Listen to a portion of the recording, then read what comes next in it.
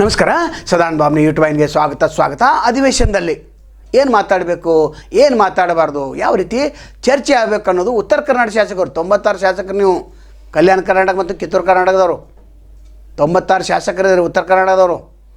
ನೀವೊಂದು 6ನೇ ತಾರೀಕು ಅಥವಾ 7ನೇ ತಾರೀಕು ಮೀಟಿಂಗ ಮಾಡಬೇಕು. ಬೆಳಗಾವದಲ್ಲಿ ಸಚಿವರು ಕೂಡ ಇರಬೇಕು ಮತ್ತು ಬೆಳಗಾವಿ ಜಿಲ್ಲೆಯ 18 ಶಾಸಕರು ಇರಬೇಕು. ರೈತರ ಸಮಸ್ಯೆ ಇದೆ, ರೈತರ ಕಬ್ಬಿನ ಸಮಸ್ಯೆ ಇನ್ನೂ ಬಗೆಹರಿದಿಲ್ಲ. ಇತರ ಉತ್ಪನ್ನಗಳ ಅದು ಕೂಡ ಬೆಲೆ ನಿಗದಿ ಆಗಬೇಕಾಗಿದೆ. 3,300 ಏನು ದರ ನಿಗದಿ ಮಾಡಿದೆ ಅದನ್ನು ತ್ವರಿತವಾಗಿ ಹಣವನ್ನು ಕೊಡುವಂಥ ಒಂದು ಸೂಚನೆ ಕೂಡ ಮುಖ್ಯಮಂತ್ರಿ ನೀಡಬೇಕು. ನಂತರ ರೈತರ ದೊಡ್ಡ ಪ್ರಮಾಣದಲ್ಲಿ ರೈತರ ಹೋರಾಟ ಆಗ್ತಾಯಿದೆ, ಅದರ ಬಗ್ಗೆ ನೀವು ಚರ್ಚೆ ಮಾಡಬೇಕು. ನಂತರ ಏತ ನೀರಾವರಿಗಳ ಬಗ್ಗೆ ಚರ್ಚೆ ಮಾಡಬೇಕು. ನಂತರ ಅನೇಕ ಕುಂಠಿತಿರುವ ಯೋಜನೆಗಳಿಗೆ ಹಣ ಇಲ್ಲ, ರಸ್ತೆಗಳಿಗೆ ಹಣ ಇಲ್ಲ. ಹೀಗಾಗಿ ತಾರತಮ್ಯ ನೀತಿಯನ್ನು ಅನುಸರಿಸ್ತಾ ಇದ್ದಾರೆ ದಕ್ಷಿಣ ಕರ್ನಾಟಕದ ಶಾಸಕರು, ಮುಖ್ಯಮಂತ್ರಿಗಳು ಮತ್ತು ಉಪಮುಖ್ಯಮಂತ್ರಿಗಳು. ಇವರನ್ನು ತರಾಟೆ ತೆಗೆದುಕೊಳ್ಬೇಕು, ಒಂದು ಕಾರ್ಯಸೂಚಿಯನ್ನು ತಯಾರು ಮಾಡಬೇಕು. ಮತ್ತು ಒಬ್ಬರು ಯಾರಾದರೂ ಪ್ರಶ್ನೆ ಇದ್ದರೆ ಅದಕ್ಕೆ ಧ್ವನಿಗೂಡಿಸಬೇಕು, ಸರ್ಕಾರ ಮೇಲೆ ಒತ್ತಡ ತರಬೇಕು. ಕೇವಲ ವಿಧೇಯಕ ಪಾಸ್ ಮಾಡೋದಲ್ಲ, ಕೇವಲ ಹೋಗಿ ಹಾಜರಿ ಹಚ್ಚಿ ಬರೋದಲ್ಲ, TAD ತೆಗೆದುಕೊಂಡು ಬರೋದಲ್ಲ, ಊಟ ಮಾಡಿಕೊಂಡು ಬರೋದಲ್ಲ, ಉಂಡು ಹೋದ ಕೊಂಡು ಹೋದ ಅಂತ ನಿಮ್ಮ ಮೇಲೆ ಆಪಾದನೆ ಇದೆ. ಒಬ್ಬ ಯಾರೋ ಶಾಸಕ ನನಗೆ ಊಟ ಬೇಡ, ನಿಮ್ಮದು ವಸತಿನೂ ಬೇಡ, ನಾನು ಹಾಗೆ ಹೋಗಿ ಸರ್ಕಾರವನ್ನು ತರಾಟೆ ತೆಗೆದುಕೊಳ್ತೆ ಅಂತ ಹೇಳಿದ್ದಾರೆ. ಆ ರೀತಿ ಮಾಡಿರಿ. ಯಾಕಂದರೆ 21 ಕೋಟಿ ರೂಪಾಯಿ ಖರ್ಚಾಗ್ತದೆ. 6,000 ಪೊಲೀಸರನ್ನ ನೇಮಕ ಮಾಡಿದ್ದಾರೆ. ಬಂದೋಬಸ್ತ್ ಏನೋ ಹೆಚ್ಚಿದೆ. ಯಾಕಂದರೆ ಹೋದ ಸಲ 4,000 ಸಿಬ್ಬಂದಿ ಇದ್ದರು, ಪೊಲೀಸ್ ಸಿಬ್ಬಂದಿ. ಈ ಸಲ 2,000 ಹೆಚ್ಚು ಮಾಡಿದ್ದಾರೆ.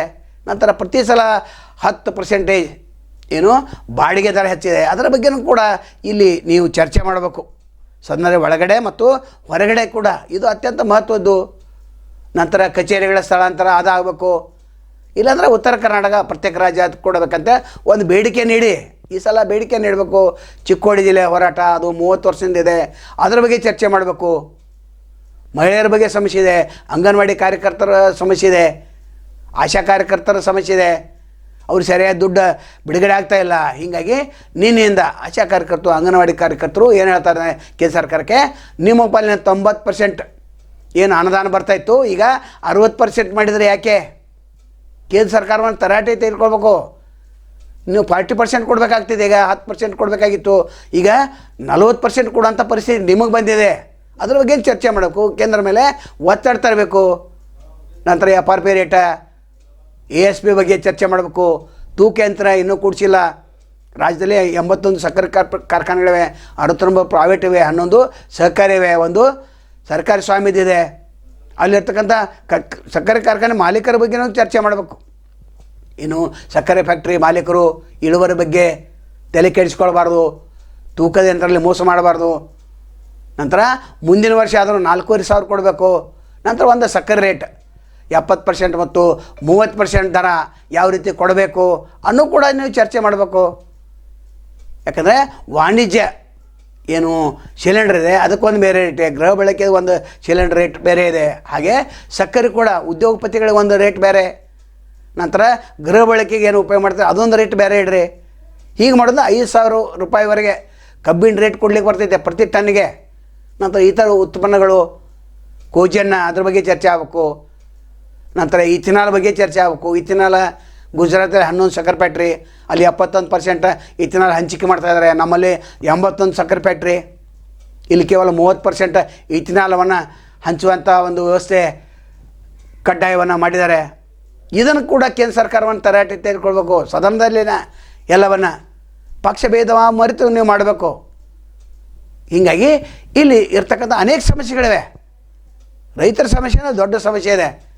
ನಂತರ 15% ಇನ್ಕ್ರಿಮೆಂಟ್ ಅದನ್ನು ಕೊಟ್ಟಿಲ್ಲ ಕಂಡಕ್ಟರ್ಗಳಿಗೆ 38 ತಿಂಗಳಿಂದ, ಅದನ್ನು ಕೂಡ ಬಿಡುಗಡೆ ಮಾಡಬೇಕಂತ ಒತ್ತಾಯ ಮಾಡಬೇಕು. ಸಾರ್ವಜನಿಕ ಸಮಸ್ಯೆನ ಮಾಡಬೇಕು, ರೈತರ ಸಮಸ್ಯೆನೇ ಎತ್ತಬೇಕು. ಆಶಾ ಕಾರ್ಯಕರ್ತರು ಮತ್ತು ಅತಿಥಿ ಉಪನ್ಯಾಸಕರು ಗೌರವಧನ ಬರ್ತಾಯಿಲ್ಲ, ಸರ್ಕಾರ ದಿವಾಳಿ ಆಗ್ತದೆ.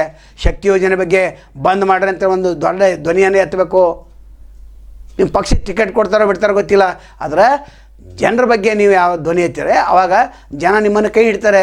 ಇಂಥ ಎಲ್ಲ ಚರ್ಚೆಗಳನ್ನು ನೀವು ಮಾಡಬೇಕಾಗ್ತದೆ. ಒಟ್ಟಾರೆ 96 ಶಾಸಕರು, ಇಲ್ಲಿರ್ತಕ್ಕಂಥ ಒಟ್ಟು ಎಲ್ಲರ ಸಚಿವರು ಗಟ್ಟಿ ಧ್ವನಿಯಲ್ಲಿ ನೀವು ಹೋರಾಟವನ್ನು ಮಾಡಬೇಕು. ಇಲ್ಲಾಂದರೆ ಹೈಜಾಕ್ ಮಾಡ್ತಾರೆ ದಕ್ಷಿಣ ಕರ್ನಾಟಕದವರು. ಆವಾಗ ನೀವೇನು ಮಾಡೋರು? ಇಲ್ಲಿ ಅಧಿವೇಶನ ನಡೆದ್ರು ವ್ಯರ್ಥ. ಕಳೆದ ಅಧಿವೇಶನದಲ್ಲಿ 15 ಕೋಟಿ 30 ಲಕ್ಷ ಖರ್ಚಾಗಿತ್ತು, ಈಗ 21 ಕೋಟಿ ಖರ್ಚಾಗ್ತಾ ಇದೆ. ಅದು ವೇಸ್ಟ್ ಆಗಬಾರ್ದು. ಜನರ ದುಡ್ಡಿದು, ಜನರ ತೆರಿಗೆ ಹಣ ಇದು.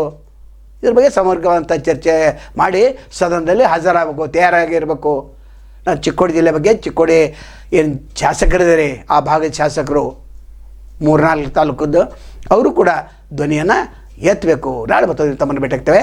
ಅಲ್ಲಿವರೆಗೆ ಎಲ್ಲಿ ಶುಭಾಗಲಿ. ನಮಸ್ಕಾರ.